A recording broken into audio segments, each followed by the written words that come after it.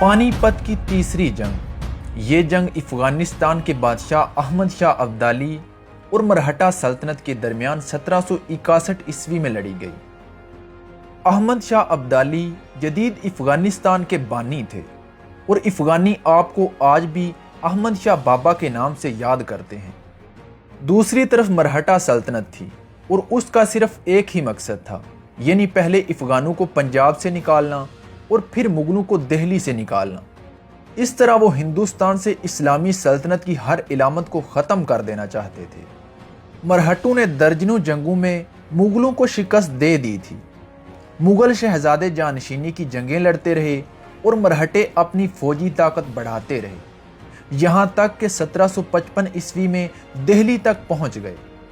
مغل حکومت ان کا مقابلہ کرنے سے قاصر تھی۔ 1760 عیسوی تک مرہٹے پاک و ہند کے بڑے حصے کو فتح کر چکے تھے اور پنجاب کے اہم شہر فتح کرنے کے بعد پشاور اور اٹک تک کے علاقے فتح کر لیے۔ پنجاب سے افغانوں کے مکمل انخلاء اور پشاور پر قبضے کے بعد مرہٹوں کی ہمتیں بہت بڑھ گئی تھیں۔ مرہٹوں کے سربراہ بالاجی پیشوا نے اپنے مرکز پونا میں تمام مرہٹہ سردار جمع کر کے اپنے اقتدار کو عروج تک لے جانے اور زوال پذیر مغلیہ سلطنت سے جلد از جلد نجات حاصل کرنے اور احمد شاہ ابدالی کا زور ٹوٹنے کے حوالے سے ایک بہت بڑا اجلاس طلب کیا۔ اس اجلاس میں یہ فیصلہ کیا گیا کہ پہلے دہلی پر حملہ کر کے مغل بادشاہ کی جگہ بالاجی پیشوا کے بیٹے کو تخت نشین کرایا جائے گا اور پھر فوج کی کمان بھاؤ کے ہاتھ میں دے کر وہ پنجاب کو روندتے ہوئے افغانستان میں داخل ہو جائے گا۔ اس تاریخی مشاورت کے فیصلے نے ہندوستان میں جوش اور امنگوں کی ایک لہر دوڑا دی اور ہر طرف سے مرہٹے سردار اپنی اپنی فوجیں لے کر پونا میں جمع ہونے لگے۔ ہندوؤں کو یقین تھا کہ عنقریب پوری دنیا کے مالک وہی ہوں گے۔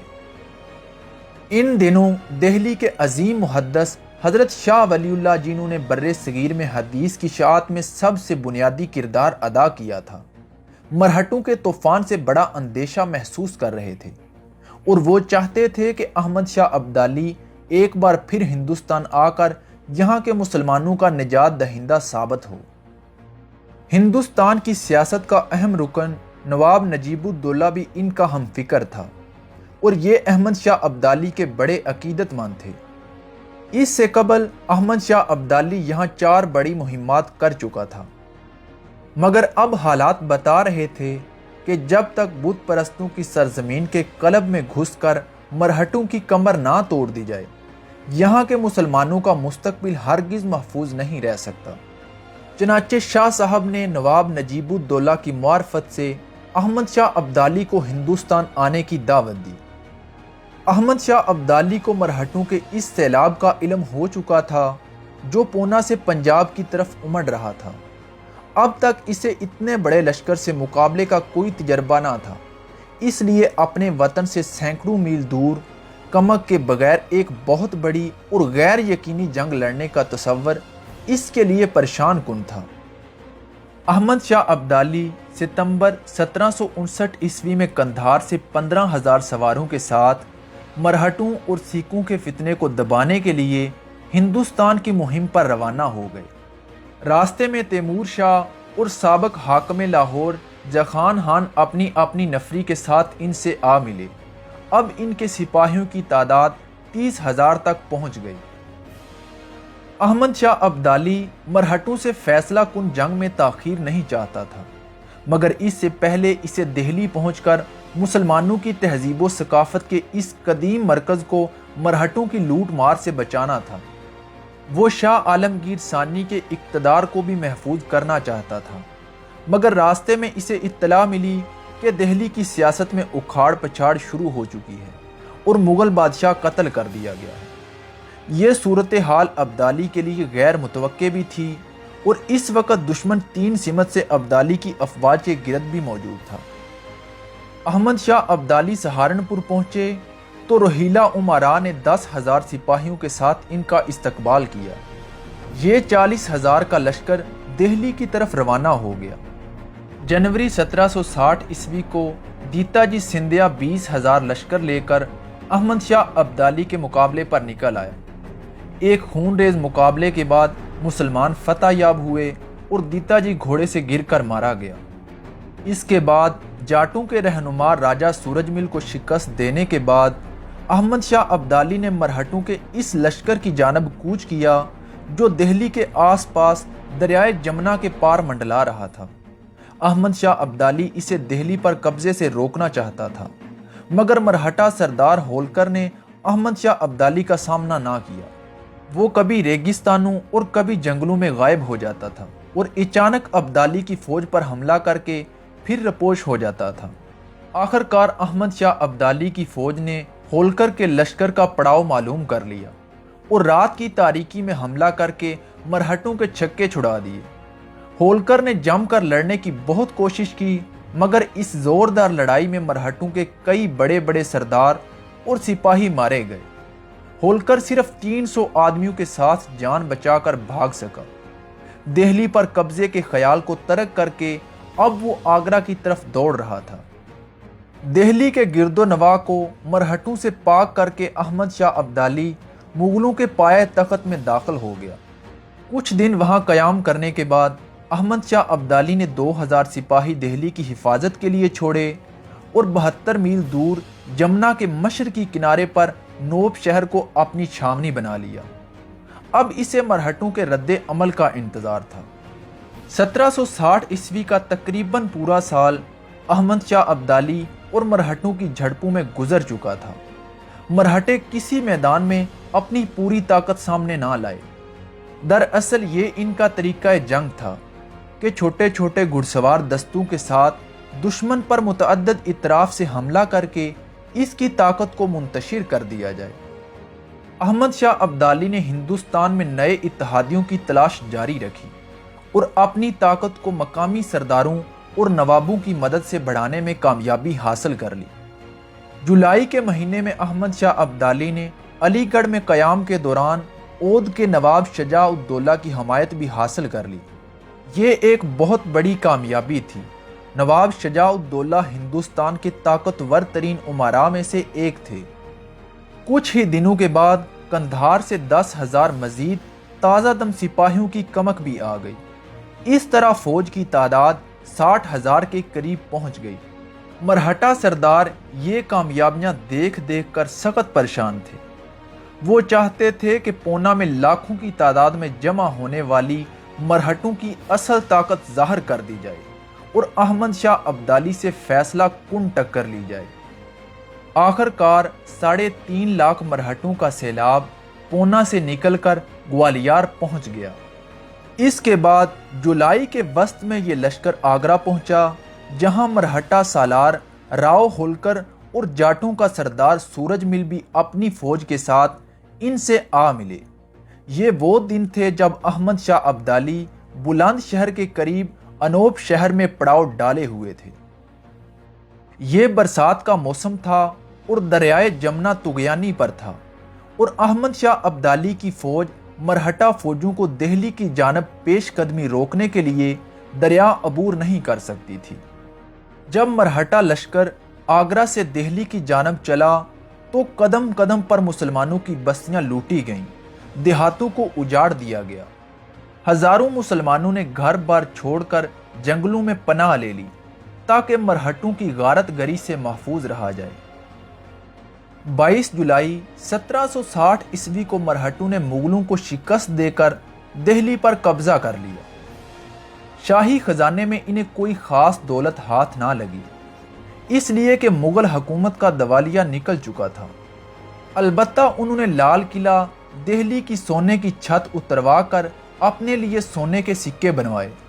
उन्होंने ऐलान किया कि वो दिल्ली की शाही मस्जिद के मिंबर पर राम की मूर्ति रखेंगे, जिससे मुसलमानों में तशवीश की लहर दौड़ गई। मरहटा सरदार भाव के साथ 3 लाख अफराद का लश्कर दिल्ली में 1 माह कयाम के दौरान खुराको रसद की कमी का शिकार हो गया। सितंबर के आखिर में भाव ने फौज को लेकर गंजपुरा पर चढ़ाई कर दी। मुसलमान बेदर्दी से कत्ल कर दिए गए और खुराको रसद समेत सब कुछ लूट लिया गया। अहमद शाह अब्दाली ने दिल्ली पर मरहटों के कब्जे की खबर بڑے تحمل کے ساتھ سنی، کیونکہ وہ جانتے تھے کہ مرہٹوں سے عنقریب کھلے میدان میں بدلہ لیا جائے گا، مگر گنج پورہ کے مرکز خوراک پر قبضہ اور مسلمانوں کا قتل عام اس کے لیے ناقابل برداشت تھا۔ احمد شاہ ابدالی نے عہد کیا کہ مرہٹوں کو اس بری طرح کچلے گا کہ ان کی نسلیں یاد کریں گی۔ اس نے اپنے ساتھیوں سے کہا، میں نے زندگی بھر اپنی قوم کی ایسی تذلیل نہیں دیکھی اور میں یہ برداشت نہیں کر سکتا۔ اس نے دریا کی طغیانی کو نظر انداز کرتے ہوئے فوج کو دریا پار کرنے کا حکم دے دیا۔ 25 اکتوبر کو افغان جانباز دریائے جمنا کے ٹھاٹھے مارتے پانی میں اتر گئے۔ دوسری طرف مرہٹے یہ دیکھ کر ششدر رہ گئے۔ سدا شیو راؤ بھاؤ 29 اکتوبر 1760 عیسوی کو اپنے لشکر کے ساتھ پانی پت کے میدان میں پہنچ چکا تھا۔ دوسری طرف احمد شاہ ابدالی بھی دریائے جمنا عبور کر کے تقریباً 16 میل کا فاصلہ طے کر کے بھاؤ کے لشکر کے بالمقابل آ گئے تھے۔ یہ پانی پت کا وہی تاریخی میدان تھا جہاں 1526 عیسوی میں بابر اور ابراہیم لودھی کے معرکے نے ہندوستان کی تاریخ بدل کر رکھ دی تھی۔ پانی پت کا یہ میدان ایک مرتبہ پھر تاریخ ہند کا ایک نیا باب دیکھنے والا تھا۔ ایک طرف ہندوستان کی تمام باطل قوتیں جمع تھیں، جبکہ دوسری طرف اس سیلاب کے مقابلے میں مٹھی بھر مسلمان جانباز تھے۔ پانی پت کے میدان میں دونوں فریق تقریباً 5 میل کا فاصلہ رکھ کر پڑاؤ ڈالے ہوئے تھے۔ 2 ماہ تک دونوں فوجوں میں کئی چھوٹے بڑے مارکے ہوتے رہے۔ مرہٹا فوج خوراک اور رسد کی کمی کی وجہ سے اور تنخواہ نہ ملنے کی وجہ سے بغاوت پر اترنے ہی والی تھی کہ بھاؤ نے ابدالی کو صلح کی پیشکش کی، لیکن اس نے پس پردہ جنگ کے لیے اپنے لشکر کو تیار کر دیا۔ نواب شجاع الدولہ مان گیا تھا، مگر دہلی کے نواب نجیب الدولہ نے اس سے انکار کر دیا اور کہا کہ مرہٹے دہلی کے لال قلعے پر قبضہ کر چکے ہیں، اس کے علاوہ گنج پورہ کے 20,000 افغانوں کو بھی قتل کر چکے ہیں۔ آج اگر ہم نے ان سے صلح کر لی تو کل کو ابدالی کے افغانستان واپس لوٹ جانے کے ساتھ ہی یہ تازہ دم افواج کے ساتھ مسلمانوں پر یلغار کر دیں گے اور ہندوستان کے مسلمانوں کو ختم کر ڈالیں گے۔ یہ اہم مشاورت پانی پت کے میدان میں 13 اور 14 جنوری کی درمیانی شب کو ہو رہی تھی۔ صبح ہوئی تو حالات بدل چکے تھے۔ سدا شیو راؤ بھاؤ کے لشکر پیش قدمی کر رہے تھے۔ احمد شاہ ابدالی تیزی سے اپنے خیمے سے باہر نکلے اور بدلتے ہوئے حالات کا جائزہ لینے لگے اور فوری طور پر افواج کو تیار ہونے کا حکم دے دیا۔ احمد شاہ ابدالی کے افغان لشکر کی تعداد 26,000 گھڑ سواروں پر مشتمل تھی۔ ان کے ساتھ مسلمان امراء روہیلا، نجیب الدولہ، دوآب کے افغان اور اودھ کے نواب شجاع الدولہ کے 40,000 پیادہ اور گھڑ سوار سپاہی تھے، اور ان کے مقابلے میں مرہٹوں کے لشکر کی تعداد 3 لاکھ سے اوپر تھی۔ آخر کار 14 جنوری 1761 عیسوی کی صبح کو پانی پت کے میدان میں دونوں فوجوں میں گھمسان کا رن پڑا۔ یہ جنگ طلوع آفتاب سے شروع ہوئی جبکہ ظہر کے وقت تک جاری رہی۔ روہیلا سپاہیوں نے بہادری کی داستانیں رقم کر دیں۔ ابدالی کی فوج کے سپاہیوں کا رعب مرہٹوں پر چھا رہا تھا۔ آخر کار زبردست لڑائی کے بعد سا پہر کو مسلمانوں نے 3 لاکھ مرہٹوں کے سلاب کو کچل کر رکھ دیا۔ اس تاریخی جنگ میں 20,000 کے قریب مسلمان شہید ہوئے اور 1 لاکھ سے زیادہ مرہٹے اس جنگ میں مارے گئے۔ 22,000 مرہٹوں کو پکڑ کر قیدی بنا لیا گیا اور 50,000 کے قریب بھاگنے اور بستیوں میں چھپنے کے دوران مارے گئے۔ بمشکل 1 لاکھ سے کم سپاہ بھاگنے میں کامیاب ہو سکی۔ مرہٹوں سے نفرت کا اندازہ اس امر سے لگایا جا سکتا ہے کہ جب مرہٹے شکست کھا کر بھاگے تو ان کا پیچھا کر کے انہیں مارنے میں مقامی افراد کے ساتھ عورتیں اور بچے بھی شامل تھے۔ اس شاندار فتح کے بعد احمد شاہ ابدالی نے دہلی پہنچ کر اعلیٰ ظرفی کا مظاہرہ کر کے شہزادہ علی کو دہلی کے تخت پر بٹھا دیا اور مغلیہ سلطنت ہی کو ہندوستان کے مسلمانوں کی ستوت و شوکت کا وارث قرار دیا اور خود کوئی سیاسی فائدہ حاصل کرنے سے گریز کیا۔ احمد شاہ ابدالی نے ہندوستانی امراء اور سرداروں کو ہدایت کی کہ مغلیہ سلطنت کے وارث شاہ عالم ثانی کو ہندوستان کا فرمانروا تسلیم کریں۔ سلطنت دہلی کے اس انتظام کے بعد احمد شاہ ابدالی 2 ماہ بعد 20 مارچ 1761 کو دہلی سے واپس افغانستان روانہ ہو گئے۔